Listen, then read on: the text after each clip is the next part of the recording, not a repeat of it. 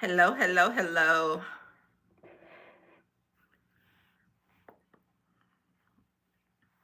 Hello, hello, hello.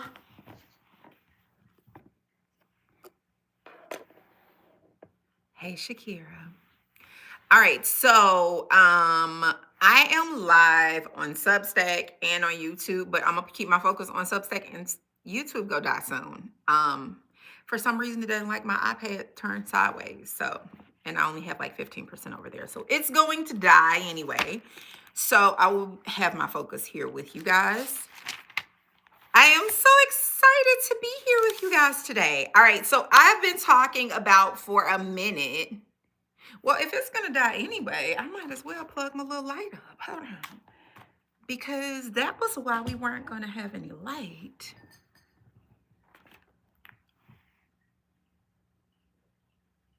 Okay. I don't know if it's better on Substack, but it's definitely better on YouTube. Anyway. Hey, okay, I see it. I see the brightness. I do like a little brightness. Okay. All right. I'm being silly. Should I put my glasses on? I wrote my notes. I took notes so that we can stay focused. If you've been here with me for a while, you know how I do. And so, one thing that's really, really important to me, isn't that funny? I didn't even realize.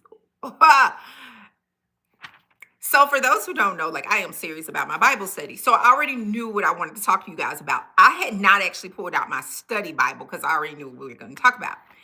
But I pull out my study Bible, and this is it. So you guys know, like, I do the things in my Bible. I have what we're going to talk about is already like clearly I have strong feelings about it because I've added pages, postcards, highlighted all around it. Didn't even realize that. Anyway, I have been talking. Oh, for a note, because somebody had asked me about sharing the live. You should be able somewhere here, if you're watching this from your phone or computer, there should be some sort of button where you can hit share and get a link to send it to people. So it should be really, really easy. Um, so as you see, I take notes in, I add pages to my Bible. Like I am serious about my Bible study. And we will definitely say I don't do Bible study in I think the traditional way. I don't teach that God is a God of lack at all. Like that is just because it's not true. It's not true. And when you dig into the word, you know that it's not true. Okay, so let me tell you right now, we are coming from Genesis 1 today. And we are starting with Genesis 1:27. All right, that's what we're going to start with because if we're going to talk about God being a God of abundance, we need to start from the very beginning. Um, I'm really excited about this. I've been talking about doing a Bible study with you guys for a couple months now. And I think also if you're from YouTube, you've heard me talk about it from YouTube before, and I just never did it. I have like my own personal things against it. And I'm like, no, like, this is where you dig in and I do need my glasses for the Bible. But this is where you dig in and you get a lot of your stuff that is from the Bible. You get it directly from the Bible when you're not talking about the neuroscience part. So let's see, because my glasses are over there. All right, let's dig in.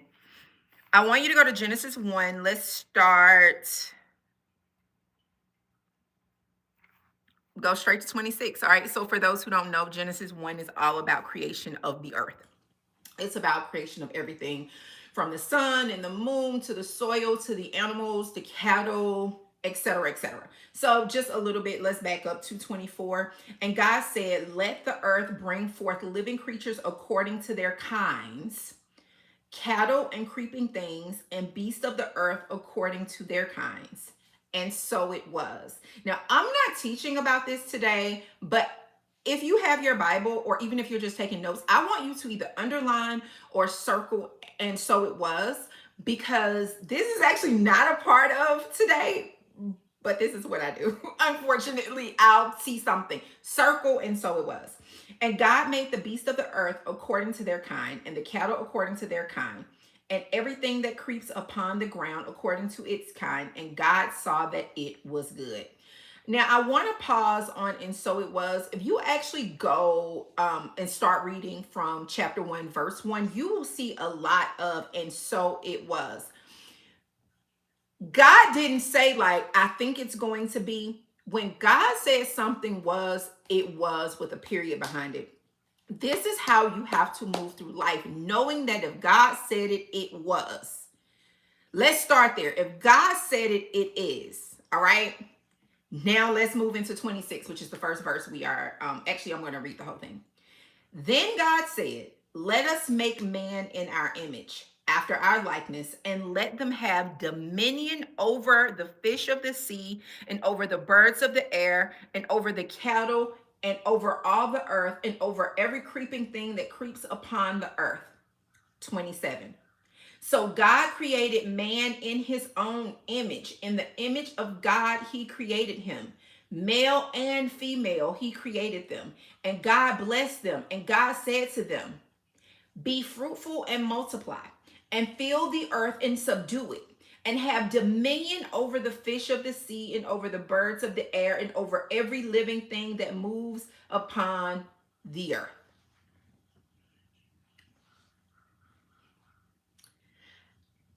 I just want to read it one more time. I know you can read it yourself.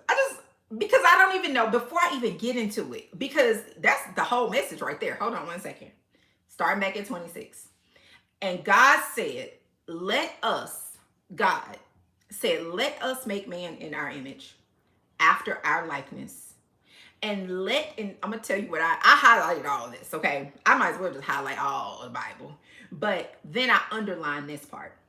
And let them have dominion over the fish of the sea, and over the birds of the air, and over the cattle, and over the earth, and over every creeping thing that creeps upon the earth.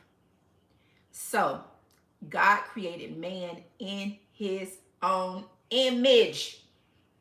In the image of God, he created him. Male and female, he created them. And God blessed them. And after God created them, God said,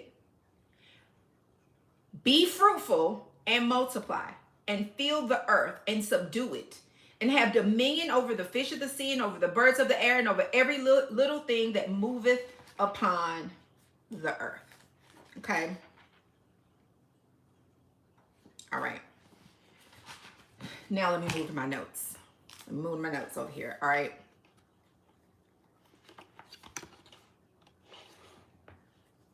(127).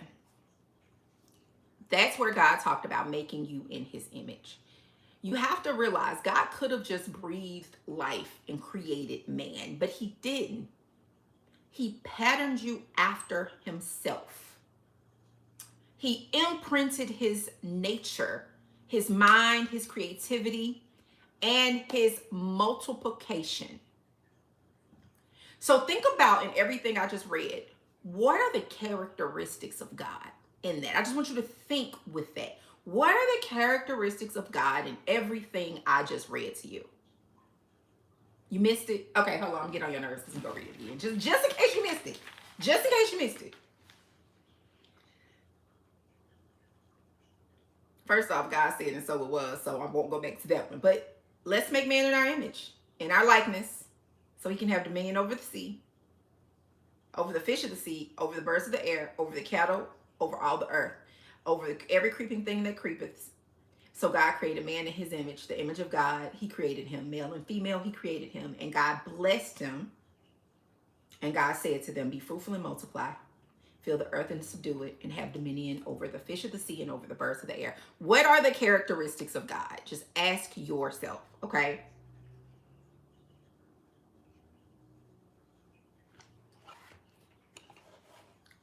Let's start with, God does nothing in scarcity.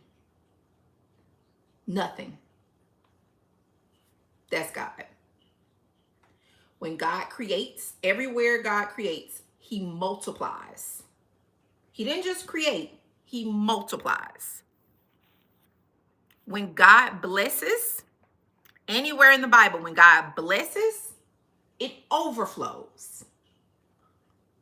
When God shows up, it expands. These are the characteristics of God. And then God made you in his image.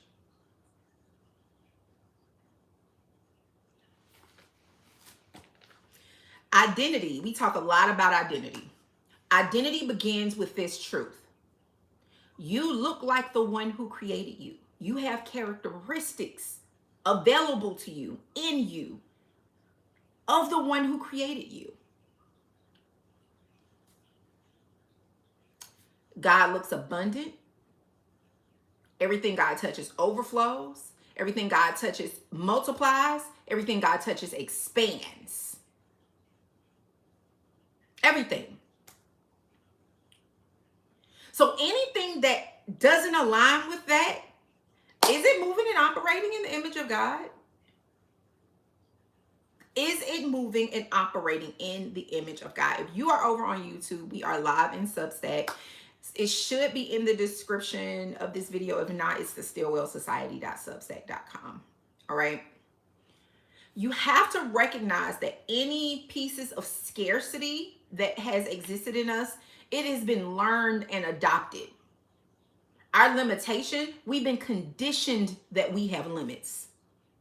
Fear is inherited from the world, the people around us, the things we hear. Those are the things that's picked up in our subconscious programming. But abundance, that is actually a part of the seed. It's a part of our DNA. All right. It literally is what they call inborn, before you even took your first breath. You were designed to reflect an abundant God. And that means if you believe in God, and if you don't, that's fine. I believe that God lives and moves and breathes in me because the word says it. But yeah, that's fine if you don't. This probably won't hit for you the same way. But if you believe in God, abundance is not optional if you consider yourself a believer. It's not optional. It's not a suggestion. It's an activation. Like when I read that, it should have activated something within you. All right. So first I want you to pay attention to something. 26 and 27. I guess that's 27. 26. Had 28 started. Where 28 started? Yeah, 26 and 27. Those two are the verses where God created his identity, your identity. That's where he talked about making man in his image. God made your identity first. That was the first thing God did. Then after God made your identity in verse 8, what did he do? He gave you an assignment. Are you living up to that assignment? Most people read that and they think about having kids. That's how I had always heard verse 28. And God blessed them, and God said to them, be fruitful and multiply and fill the earth and subdue it and have dominion over the fish of the sea and over the birds of the air and over every living thing that moves upon the earth. That is not just about having kids. That is about being fruitful as a whole. That is about multiplying everything that God gave us. Are you in a space of multiplication in your life? Are you multiplying the things that the Lord has provided to you? So first he gave you your identity, and then he gave you your assignment. Are you moving and operating in God's assignment?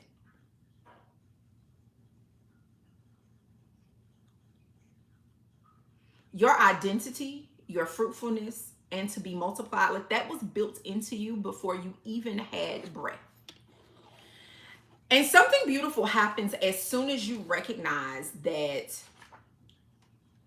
abundance is not just like, oh, this is cute to do. Abundance is just like, it's not just, oh, I need it because I live in this world. Abundance is literally your assignment. Multiplying is literally your assignment. And let me tell you something different happens in the mind of man when you recognize that actually you were born for this. This is a part of your assignment in your life. This is your mission. All right. I don't always love using this as an example, and I say it sometimes, but I try to say it lie too much, but it's the truth. So I like studying dictators and cult leaders and anyone who like believe they have big huge missions. And unfortunately, it's unfortunate, most of like the documentaries and such we're going to get will always be all people who most likely they did bad with that. A common denominator I noticed maybe a decade ago, and I started talking to my clients about it, was this underlying belief of every last one of them that a power higher than them had given them a specific assignment. Now, the assignment was never like what they did. That was never the assignment. But often the assignment was to lead a people for purity, whatever their thing was. And for every last one of them, it was always different, right? I'm not telling you what they did was right. I'm telling you there was a common thread that ran through them that also runs through all leaders. All leaders. Every last one. It is very important. All right. So when you think of real dictators who have actually hurt people, like they were able to build something, not like people think it's like, oh, because people hate. No, it's because they had a belief in themselves that something greater than them wanted them to do it. So when they faced something that looked like it wasn't going to make it, you know what? They kept going because they believed that God had a desire for them. When you know what your assignment is, when you know God has something great for you, it should push you to keep going, because anything that looks like it's anything less than what God said, you should be like, oh, this is not reality. This is a temporary setback, because God said I'm meant to be fruitful and multiply. God said I'm supposed to build. God said I have dominion. So if I have dominion, I'm meant to be fruitful and multiply. Anything in my life that looks like it's of lack and it looks like I don't have any power and control, that is not true. That's an illusion. And you keep moving through it. You keep moving through it. Dictators, they just simply use their powers for bad. The powers in itself weren't bad. They used them for bad. You can learn a lot from a lot of people. You really can. I remember saying when I was younger, I was like, you know what, some of the people in prison smart. Like they, especially like white collar crimes, they just use their smarts for evil, for bad. We as a society, we have like, we decide, we're so in judgment, like, oh, you did this and it was wrong, and you think you cannot learn anything there. Like you might want to be taking notes. You don't have to use it for bad. Use it for something good. But it's there for you, like. But the vast majority of the world, like their entire lives are spent passing judgment on their ethical beliefs about what they did. But if you would strip all that away, they were able to create movements. They were able to be prosperous. They were able to be fruitful. Again, they used it for bad. Don't forget that part. But every last one of them started with the same thing. There was something bigger than them. Go from that. I also study Titans. I have studied Henry Ford and Carnegie and all of them, really. Almost all of them at some point in some biography or interview or something, they all said they thought they were meant for something greater. None of them came from wealth. None of them. Actually, most of them came from very impoverished backgrounds. But they thought they were meant for more. They thought they were meant for wealth. So you know what? They kept going when it looks like things were not going to work. Over here on YouTube, I have 10% just popped up. Come over to Substack, thestillwellsociety.substack.com, and come find me over here.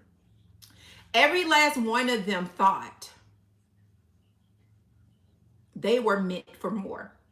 So it didn't matter that they came from impoverished backgrounds. It didn't matter what came up. It didn't matter what came against them.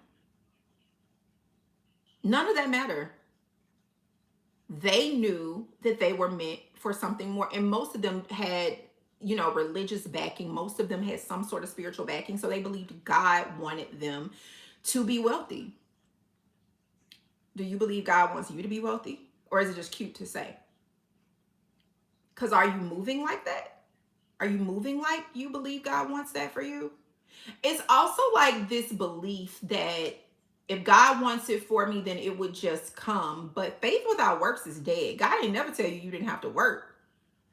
God talked about the sweat of the brow and tilling the ground. Like you ever had to till some ground? Let me tell you, I'm a garden girl. I have tilled some ground before I went to Home Depot and rented an electric tiller because the other one was a lot, and even the electric one was still physically a lot. Okay, that is a lot. Tilling the ground is not easy. Okay, it's important for you to get that. So if abundance is inborn, God has told you were made in his image. In his image, he multiplies. He provides overflow. He expands. Scarcity doesn't even exist with God. Why are you not multiplying, overflowing, expanding? And why are you experiencing scarcity? Just something to sit with. Why are you experiencing scarcity? You just don't know. I had a breakthrough just now, sweating from this info. I love that. So I know I wouldn't be long today. I'm proud of myself. I want to leave you with some questions to ask yourself and move forward, okay? I hope, by the way, you pulled your Bible out. Even if you didn't, if you have the Bible on your phone, I encourage you to get a Bible. I don't know why. It's something about highlighting and underlining and taking notes in the mark. Like, it is something about it, okay? It just hit different. I'm telling you, the verse, like, it hit different reading it, okay? Questions to ask yourself, write these down. If I'm made in God's image and God is abundant, where have I been living like I'm not? Where have I been living like I am not? Abundant, that is. Girl, it's the Catholic Bible. I forget the exact name, but I do have it linked in my Amazon store. It's the Ascension Bible. It's the Ascension, but I cannot think of like what you actually call it. And I got the Catholic Bible because the Apocrypha is in there. I don't want any books taken out of my Bible. I like my Bible with all the books that's supposed to be in there. Okay. Where have I been living like I'm not abundant? Next question. Where have I taken on an identity that God did not give me? Where have I taken on an identity that God did not give me? Are y'all writing these questions down? Let me know in the comments. Where have I taken on an identity that God didn't give me? I've been talking a lot about identity. Inside of the Get Rich methodology, the second part of it is two different parts of it. One is about your relationship with money, and the other part is about your identity. We are literally spending 3 weeks of the 6 weeks shifting our identity to that of a wealthy woman, to that of a woman with a Vanguard account with multiple 7 figures in it, 8 figures if that's where you want to stay focused on. You have to shift your identity. Your identity is what you think and believe about yourself. What you think and believe about yourself. And all day, every day, like all day, every day, I hear and see and read on social media. I'm like, oh, these people have horrible identities. Like, I mean, I guess they're not horrible, horrible to me. They're horrible to me because the things that they think are impossible. I posted a couple days ago about, you guys, of course, you know, the last couple years I've charged $225,000 for my private one-on-one work. I don't promote that. The vast majority of people, that's just not a thing that I would promote publicly. It is referral only. It's politicians, it's athletes, it's celebrities, right? I have a few founders who would sign up for something like that. But I was talking about it and I was asking them, like, what do you charge for your yearly? Why did I do that? People were like having whole breakdowns, like, oh, I know you lying, blah, blah, blah. They didn't stop to look to see that I've been doing this a decade. But what we were really seeing on display, and this is important, and this is identity, what I saw were people who, because they didn't see themselves that way, they could not fathom somebody else had that identity. They could not fathom that somebody else would have that identity. So instantly in their disbelief for my identity, I knew that they didn't have it for themselves. I knew that they saw themselves so low, it just blew their mind. And how dare I be a black woman on top of that? Like add that to it. How dare I be? I'm not crazy. Like I'm not a race focused person, but I'm aware of the social construct that people have adopted. They would be real mad with me. I don't buy into rules about me being black nor a woman. So because I don't buy into those rules, the first time I heard a man say he was charging 100, I will never forget. It was 2015. My friend Angela Loria and Angela runs the Author Incubator. I think their highest year they did like 50 or 60 million. We started out in the exact same mastermind, Kevin Nation's mastermind, and we became friends in there. We were the only, funny enough, it was several women, maybe 10 to 15. We were the only two women to succeed. Those other women came in there with like these identities about themselves, about what was possible. They would over question everything. Angela and I, we were like, hey, if these men in here could do it, we could do it too. Like I remember seeing posts and they were like, oh, I made 300,000 this month. And I was like, doing it. And then I would read their posts. I'm like, but they're not even like brilliant. These aren't like advanced. Really? And instantly I was like, if it's possible for you, it's possible for me, baby, because I know I'm smart. I might be too smart for my own good. If it's possible for you, it's definitely possible for me. And you want to know what happened?